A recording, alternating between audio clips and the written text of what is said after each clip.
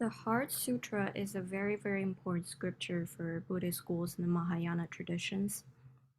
Reciting the Heart Sutra is part of the daily practice at Jinyin Temple and for disciples of our lineage.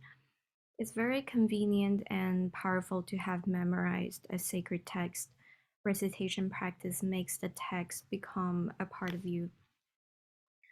The language in the Heart Sutra is very abstract and abstruse. But after a period of continuous daily recitation practice, you may begin to investigate those lines that you repeat every day. What is it really about? What is it saying to you? How is it relevant to you, to your life, and to everybody's life? With the recitation or chanting practices, you will gradually feel and experience the text's relevance to you and your life, and realize just how and more applicable the teachings in the sutra to every aspects of your life, even with such abstract language. To understand the Heart Sutra, we need to understand where it comes from. The Heart Sutra was compiled by some unknown monk somewhere around the 1st century CE. We do not know the exact timing of this composition or whether this happened in India or China. It is the summary of the Diamond Sutra, Vajrachedika Prajñāpāramitāhṛdaya Sutra, and the Diamond Sutra is the summary of the Great Perfection of Wisdom Sutra, Prajñāpāramitāhṛdaya Sutra, which contains 600 volumes. So if you understand the Heart Sutra thoroughly, you will understand the Diamond Sutra and the Great Perfection of Wisdom Sutra without problem.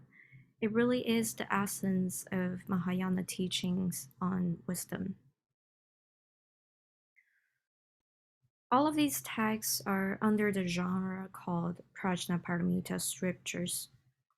You can see that all the titles of these scriptures include Prajñāpāramita, which, if you have to translate it into English, means the perfection of wisdom. It is the path that leads to liberation or enlightenment. All the Prajñāpāramita scriptures were products of the Mahayana traditions.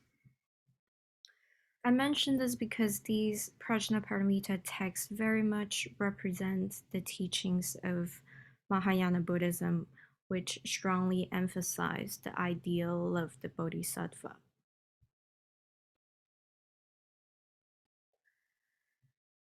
We know that for all Buddhists, regardless of different schools and traditions, the goal is the same, which is nirvana, a state where you've exhausted all your karmic causes and effects. So you were born into an eternal, constant state of existence, not having to repeat life cycles in the samsara anymore. You will stop being suffered from being born, aging, sickness, and dying over and over again. But bodhisattvas are such beings who, even after they've attained enlightenment and have the chance to enter nirvana if they continue their cultivation, vow to be reborn in this world in order to help liberate others instead of enjoying their own liberation. So the state of mind of a bodhisattva is bodhicitta, which means the awakening mind. And the quality of this mind is compassion. The altruistic bodhicitta is one concept that's really important to Buddhist practitioners of Mahayana traditions. The other is the teaching of shunyata, which means emptiness or boundlessness. Shunyata essentially means that all things, including living beings, don't exist as separate, independent, inherently existing, enduring entities. Emptiness is not nothingness. All things are empty in the sense that all beings and things are empty of inherent self-nature. For example, a wooden chair is a chair to us today. But if you put this wooden chair in a natural setting, let it be exposed to rain and erosion by other organisms, after a few years, there's no chair, but pieces of wood lying on the soil. So the nature of things that we perceive are all temporary nature because of the law of impermanence. So all beings and things are empty of inherent self-nature.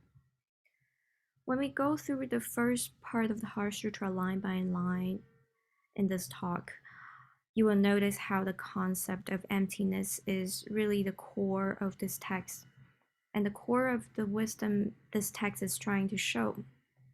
Because the understanding and embodiment of emptiness is so essential for one to understand liberation and become liberated, and to fulfill the role of a bodhisattva. If one is able to grasp the deep insight into emptiness, that's Prajna wisdom, which is in the title, The Wisdom of Emptiness. In terms of different version of the Heart Sutra, the translation of the Heart Sutra we practice with is the Chinese translation, which was done about 1400 years ago in the early 7th century. The translation was done by a Chinese monk called Xuanzang. The text of the Heart Sutra actually didn't become widely known until Xuanzang recompiled and translated it. Xuanzang went to India all by himself to study Buddhist texts and the Sanskrit language. The trip took 3 years for him to arrive in India from China, through the Himalayas and parts of the Silk Road, where it could be dangerous. That was a time period where many monks would travel to India to study in India, and not all of them made it there and made it back. Many of them lost their lives on the journey to the West. Xuanzang is one of those few people who actually made it to India. He spent 17 years in India studying as a foreign student who didn't know a word of any Indian languages or of the culture. He studied at Nalanda Monastery, which is also the Nalanda University. At the end of the 17 years, because Xuanzang was such a diligent and wise scholar, the King of India gave him the title of the national teacher, national master of the country. But having this honor was not Xuanzang's intention for this journey at all. His original intention was to bring back sutras to China. So he talked to the king, and the king finally granted his request to return to China and sent a whole entourage to accompany him on the returning trip. After he returned to China, Xuanzang was welcomed like a national hero by the Tang imperial court, and they sponsored him to write an autobiography about his travel. It's called Records on the Western Regions, or the Great Tang Dynasty Record of the Western Regions. It is now translated into 23 languages. So after 17 years, Xuanzang brought back to China many important Buddhist sutras and translations into Chinese. The Heart Sutra is one of them.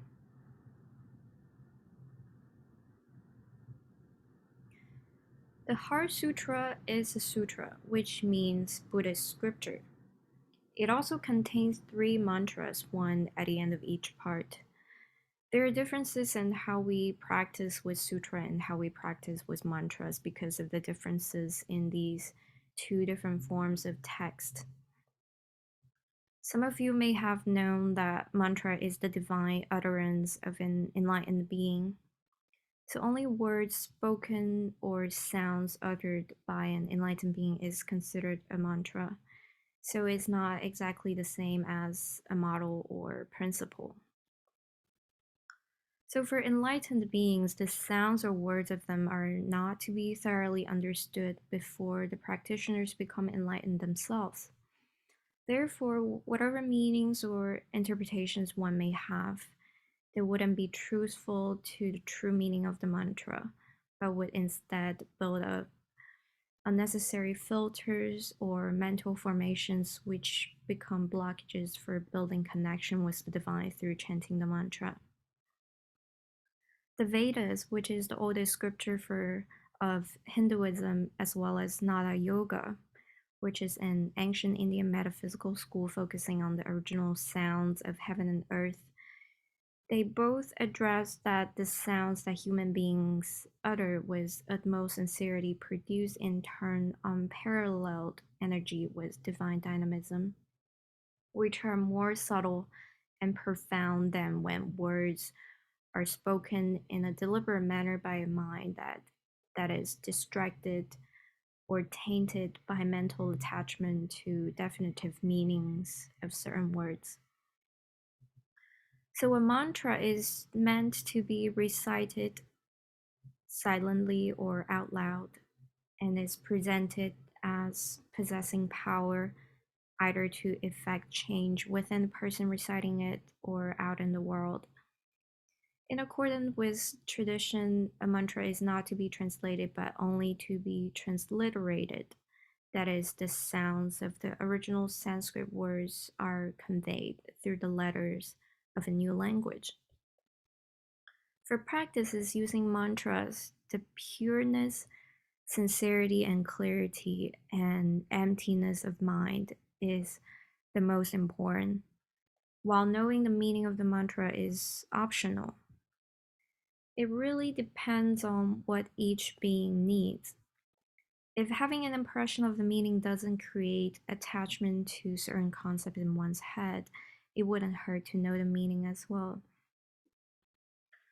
On the other hand, sutras are scriptures collected and edited by humans. Sutras is a form of Buddhist writing of the teaching. It is not just syllables and sounds, it's actually readable. And the Sanskrit word sutra itself literally means a thread that holds together. There's no object here, but sutra essentially holds wisdom together. That is why knowing what we are reading is important. It's part of the path of deepening our wisdom. And that's why we are going to read the Heart Sutra line by line today. So reading and reflecting or reciting and investigating repeatedly is the way of practicing using sutras. And for Vajrayana, visualization is one of the core methods for one to attain enlightenment. Some sutras contain very complicated and detailed objects in sequence for visualization. It usually takes a certain period of time of meditative training of visualization to achieve different levels of visualization practice. Those descriptive sections of sutra help expand our consciousness and our capacity of understanding realms beyond the physical realm.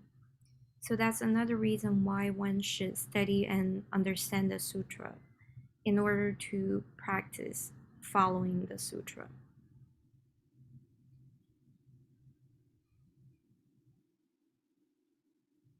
Now we can begin to read the Heart Sutra.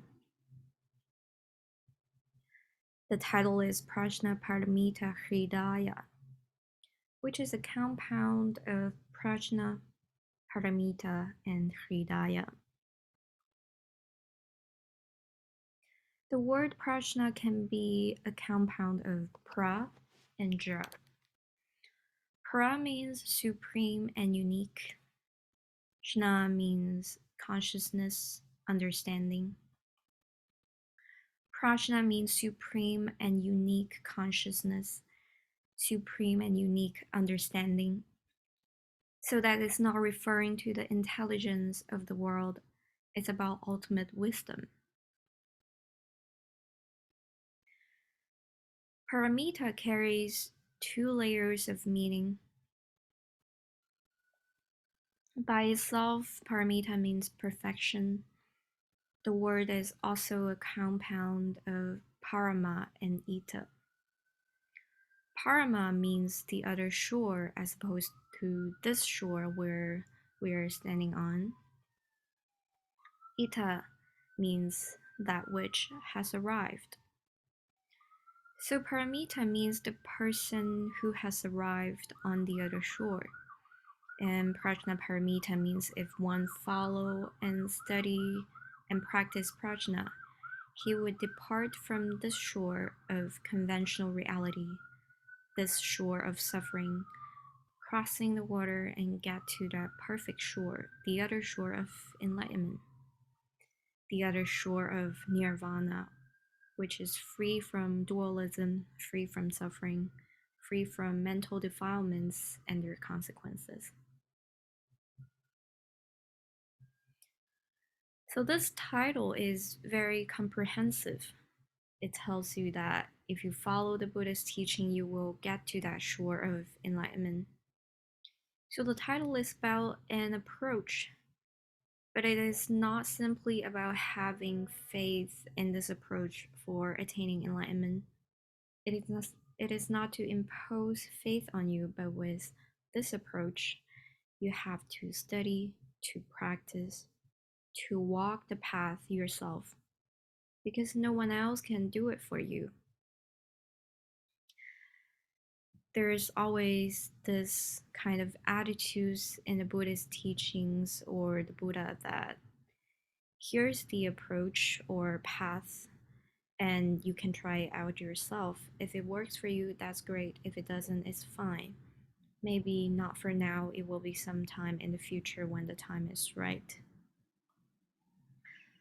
In the title of the Heart Sutra Prajñāpāramitāhṛdaya, the teachings of the approach to the other shore, which is that you need to have the wisdom when you follow this path. The importance of having prajna wisdom means that we have to depend on ourselves, to cultivate ourselves diligently instead of having blind faith or depending on one-sided blessings. It is a path of self-cultivation to let the Buddha nature within us shine. All sentient beings have the Buddha nature and the potential to be a master, a Buddha. We have to discover the Buddhahood within us using wisdom.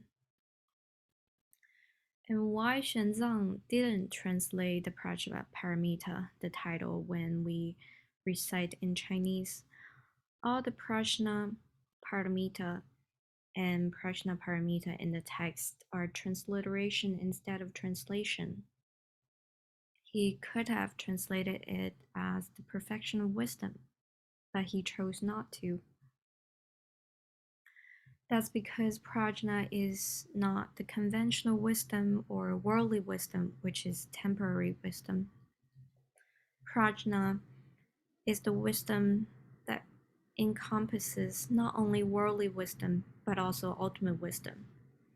Wisdom beyond this world, wisdom beyond the wisdom.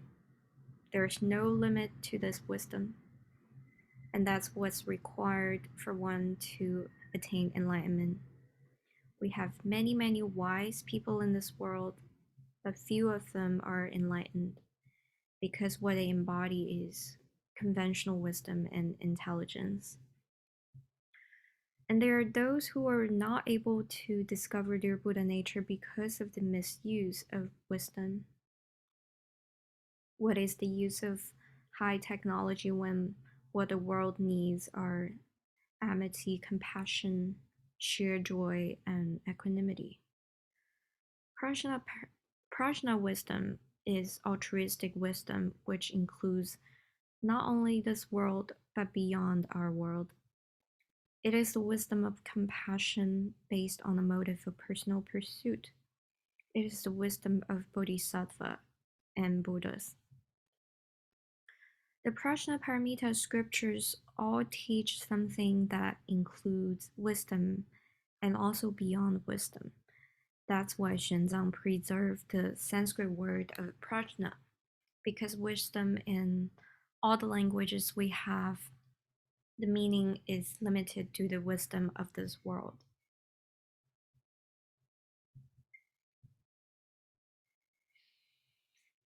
And the word Hridaya, heart. In Sanskrit, it means heart, and the Chinese translation means heart too. But in the ancient days, heart does not mean the physical heart as we think of the flesh and blood heart. It means the mind. Hridaya has many meanings and carries many perspectives. The meanings can be grouped into four. The first is physical heart, which is easy to understand. The second is mano vijnana, which is the sense-centered mental consciousness, which reacts to objects, gathers sensory information. It discriminates, recalls different sensory experiences. It plans physical and mental reactions. The third meaning of Hridaya, heart, is ego consciousness. The ego consciousness is also called the seventh consciousness, which is the deluded awareness. It is the consciousness that grasps to the consciousness subjective component as a self. And from there arises the ignorance of self-arrogance, self-love, self-view, and the concept of me and others. The fourth meaning of Hridaya is storehouse consciousness, which is considered the eighth consciousness. This type of consciousness accumulates and stores all the latent energy and the seeds of one's existences through body actions, speech actions, and thoughts, in the past, present, and future. It is essentially the basis of eternality and individuality. This is partly derived from the classification of the eight consciousness developed in the tradition of the Yogacara school, which is also of Mahayana tradition and was found during the similar time as Vajrayana began to flourish in India around the 6th and 7th centuries. In the Heart Sutra, the heart doesn't mean the physical heart. The first part of the Heart Sutra focuses mainly on the second meaning of the heart, the sense-centered mental consciousness. It is called sense-centered because it is our awareness or consciousness of the five senses we have. It processes the information we get through the five senses. The first from the sense organ, eyes, through which we have the sense of form. Through ear, we have the sense of listening. Through nose, the sense of smell. Through tongue, sense of taste. Through body, sense of touch. Our physical senses open the door of our body to the outside world and open the outside world to our heart. For those who have experienced temporary or permanent loss of any of these five senses would understand the blessings of having these senses. The joy of being able to see, to listen to music, to taste good food, to feel the smell of a newborn baby.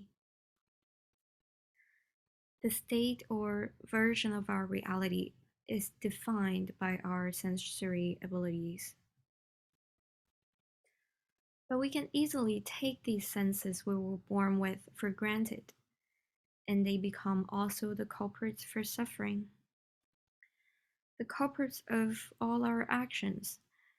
That's why there's an emphasis on the studies of senses by the Buddhist. The senses open door for us, but also can ruin us if we misuse them. The senses help us become sages, but they can lead us or push us into hell as well. It all depends on how we use them. So these 5 body consciousnesses are all controlled by the sixth sense, the mind consciousness.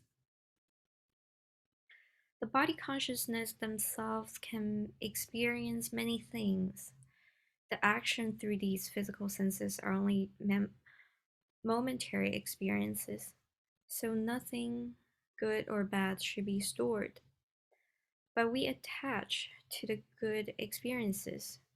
We store negativities toward the bad ones. For the sense of form or vision, do we really have the control of our eyes, the control of seeing in the right way, or having the control of not seeing or not to see what we shouldn't? We develop addiction to social media, to video games, to eating, to being melancholy and depressed. Without mindfulness, these body consciousness collect data without proper guidance by the mind consciousness, which is the manager behind our body senses. When we talk about self-mastery to take charge of our life, the first step is to have the control of our senses so that we don't attach or indulge when we don't want to. And that's having the control of our mind, the mind consciousness. This is cultivating disciplines for our senses. And if you're able to do this, then actually you're on your way to success, no matter what you do. Because there wouldn't be time that's wasted on actions that are not aligned with your heart or mind. If you master the control of your mind consciousness, regardless of your motives, positive or negative, you're on your way to success. Hitler set his mind to extinguish a group of people. He really set his mind to doing that. Wrong motive, but so much determination, so much control of his mind and his followers' mind. This is a success, but with the wrong motives, the success is paving the way to hell. Yet every year some of us set New Year's resolutions but accomplish or achieve few or none of them. When the manager, the mind consciousness, is not doing a good job controlling the 5 body consciousness, we can actually do very little for ourselves. What the Buddha taught that we should set our mind to be free from suffering, then why are we still allowing the misalignment of our body and mind, doing one thing but intended otherwise? In the process, a lot of afflictions are stored in this manner.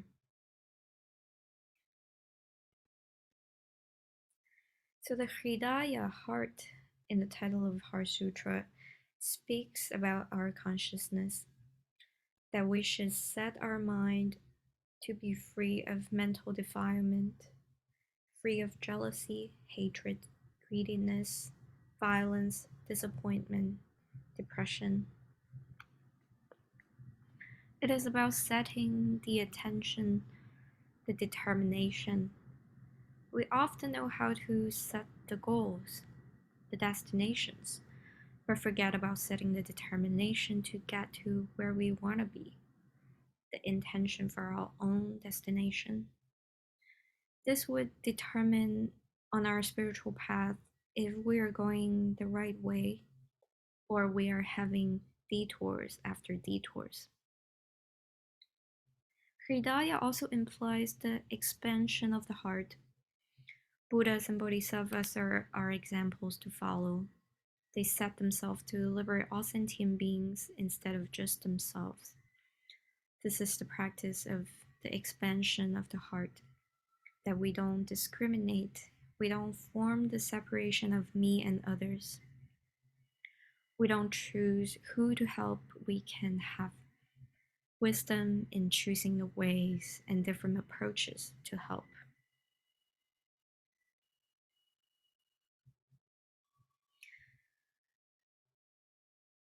Now let's go through the Heart Sutra line by line. This is the version that most English and Japanese versions translated from.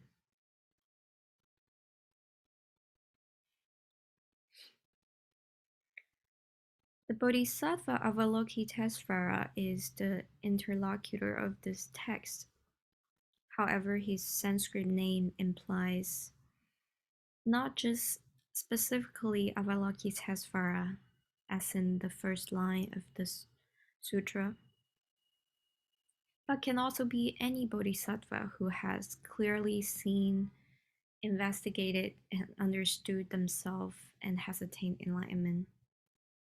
The name Avalokitesvara has a sense of having been free of subjectivity or mental defilement or biases in observing one's own nature, and also the observational ability and insight in witnessing the suffering of the world.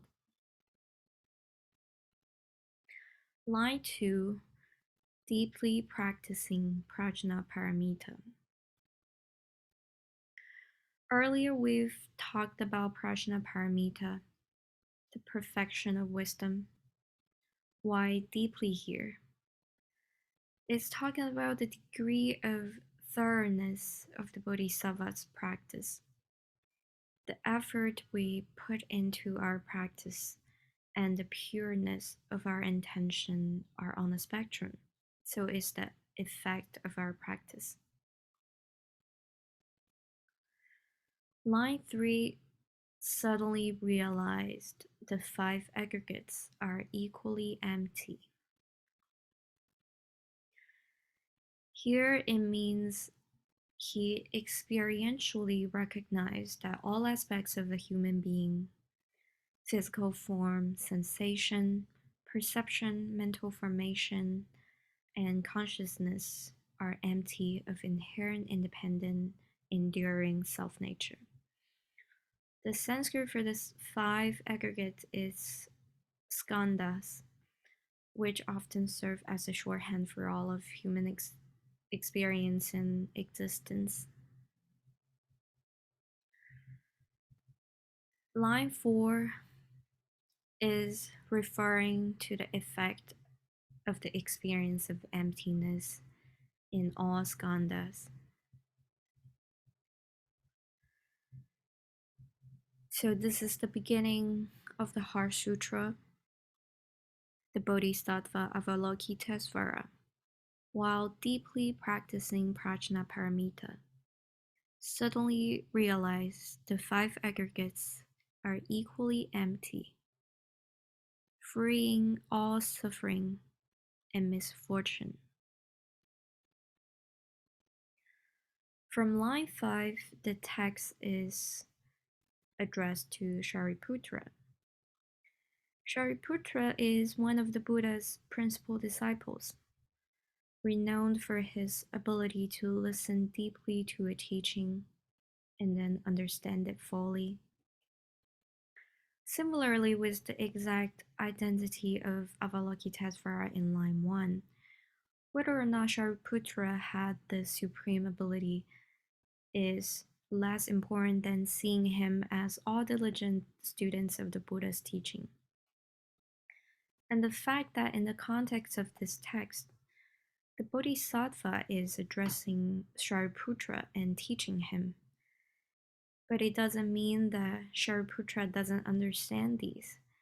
It is more about having a sort of Q&A setting for the purpose of educating whoever that's present at the setting and for those who are reading this text.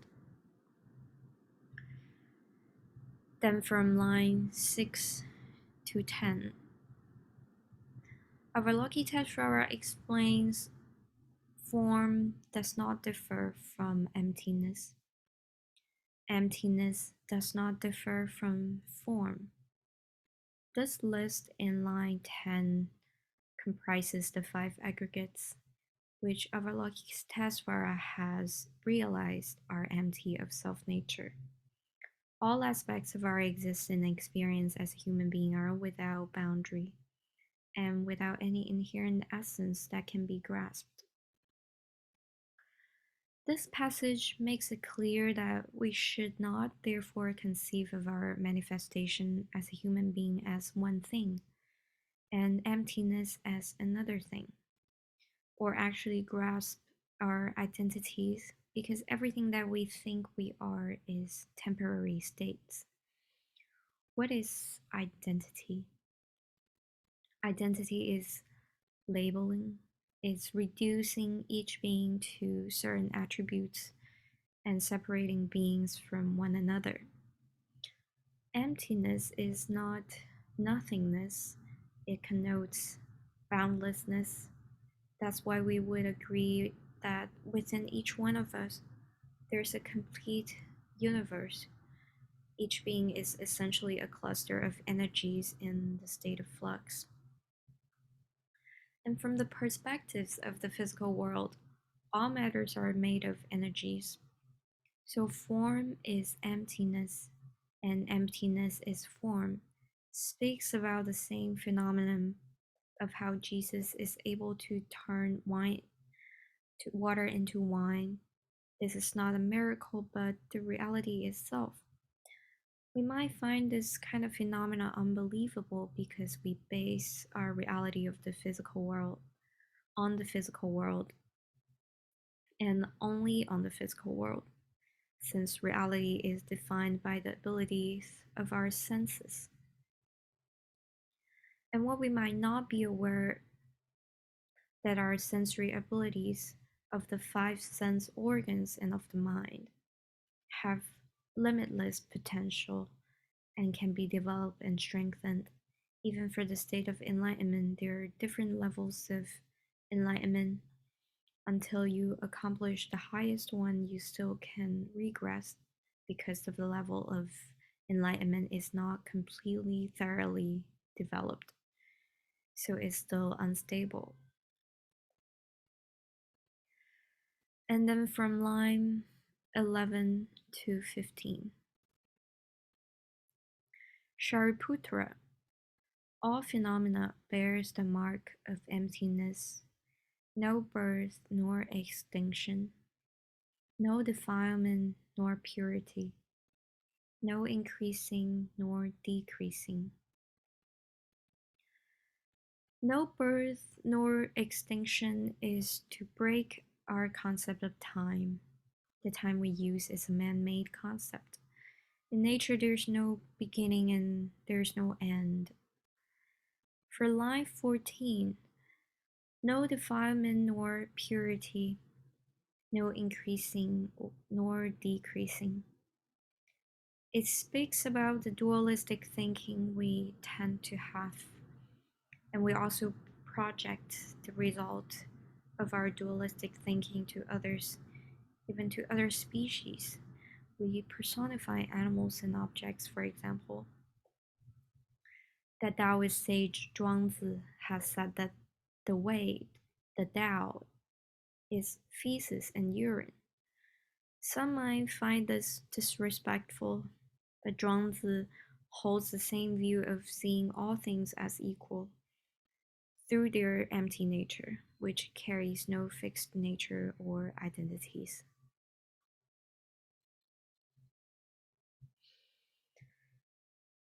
Lines 16 to 27 serve to describe Prajna.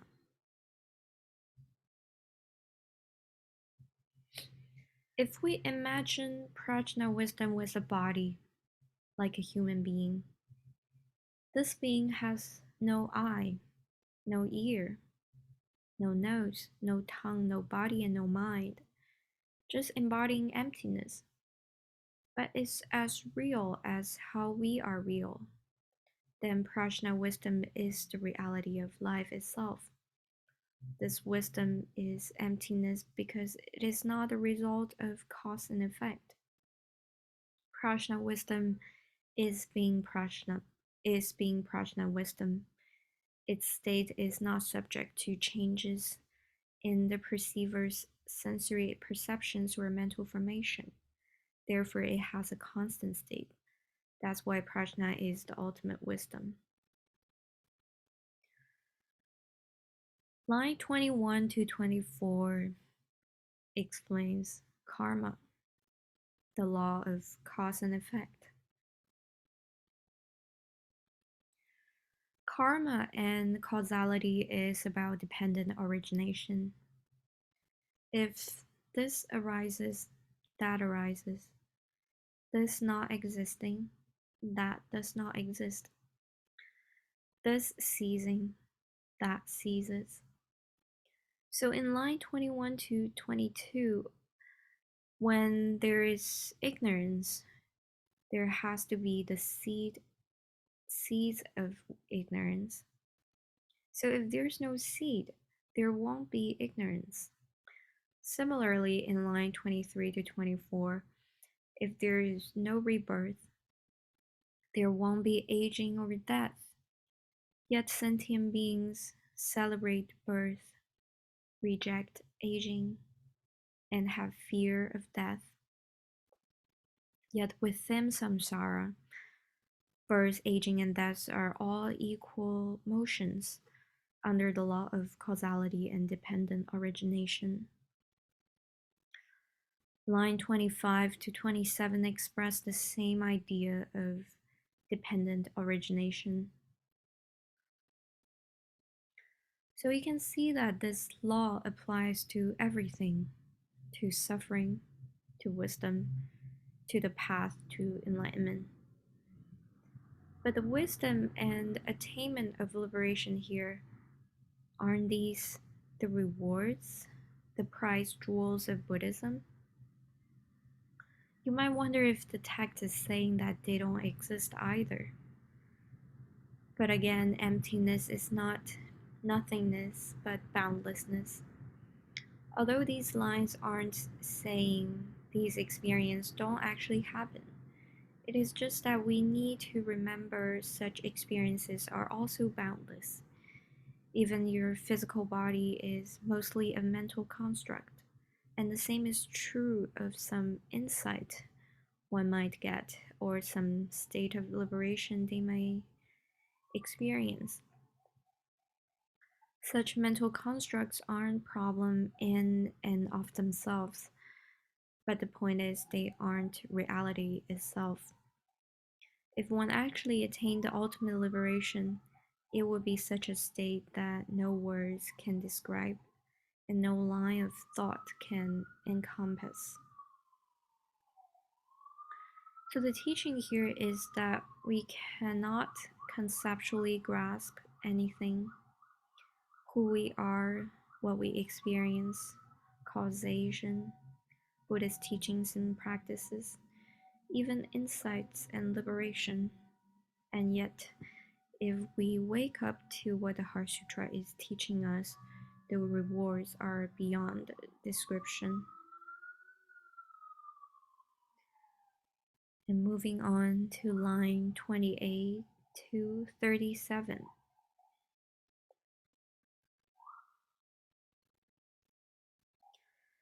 This part is about the Bodhisattva relying and practicing Prajñāpāramitāhṛdaya. We already talked about how there is ultimately no goal to reach, no thing to attain. So what about these lines on the Bodhisattva relying on Prajñāpāramitāhṛdaya? How do you even practice boundlessness? How do you practice something you can't even conceive of? Think back to what Prajñāpāramitāhṛdaya is, the perfection of wisdom. It is the insight into shunyata, emptiness. It is not a concept, therefore you cannot approach it cognitively. It is an experience. The practice of the Bodhisattva continues. There is no obstacles in their mind, Since there is no obstacle in their mind, they have no fear. Away from delusion and illusory perceptions, thus reaching the ultimate of nirvana. This section makes attaining nirvana seem easy, doesn't it? It is emphasized here that insight into the true nature of reality, which is Prajñāpāramitāhṛdaya, allows you to realize the freedom and perfection already present in this life and time and place. In other words, you realize nirvana is right here and now. However, most of us need to practice long and hard before we can fully awaken to the true nature of reality. So even if nirvana can be realized here and now, and not a special state of purity attained only after lifetimes, waking up to it is not that easy. The how of the practice is not specified here, but it's also clear enough. What can be the obstacle in the mind that creates fear, delusion, and illusory perceptions? They can be mental defilement, greediness, resentment, ignorance, arrogance, doubtfulness, and insincerity. Nirvana is a state where both the seeds of these mental wrongdoing and their consequences are exhausted. Having constant awareness is the very practice, simple enough, but it is actually very hard, especially in the present time where most of us, our attention is split. Without complete attention, there's never full awareness. That's why in meditation we train our attention skills to strengthen it, so that our attention does not split when we are listening to the teachings, when we are reading, studying, and reflecting. So we enter the flow state more easily, in which whatever you do, you're more efficient. If you have the full attention and constant awareness, your mind travels like lightning to reach the other shore. This is a matter of time. It really depends on what you prefer for the length of your spiritual path. Lifetimes of purifications and struggle, or you can train to have full awareness and realize that nirvana is here and now. The sutra continues. Let's look at line 38 to 44.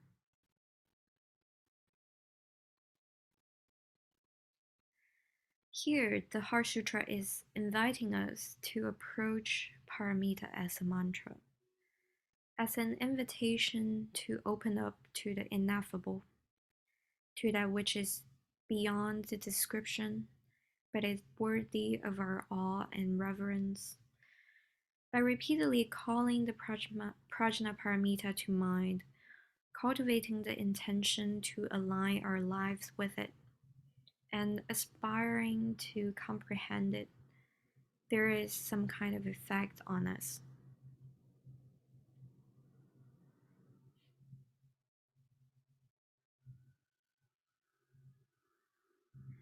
And the final lines of the first part of the Heart Sutra is the actual mantra. Gate gate paragate parasamgate bodhi swaha, meaning gone, gone, completely gone to the other shore. Awakening swaha. And here, the Chinese lines are transliterations instead of translations, so that the spiritual potency of the mantra is preserved in the original language and the original sound. But by the vague meaning of the translation, gone, gone, completely gone to the other shore, awakening swaha, it's addressing someone or something, so it can be seen as addressing Prajñāpāramitāhṛdaya itself. At the end, Bodhi means enlightenment. Swaha is an exclamation. So the mantra can also be rendered as going, going, all going to awakening, to great accomplishment.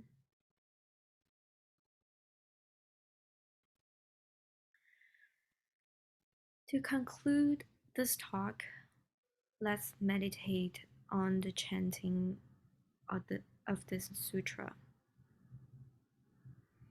Thank you for listening. Youyuan.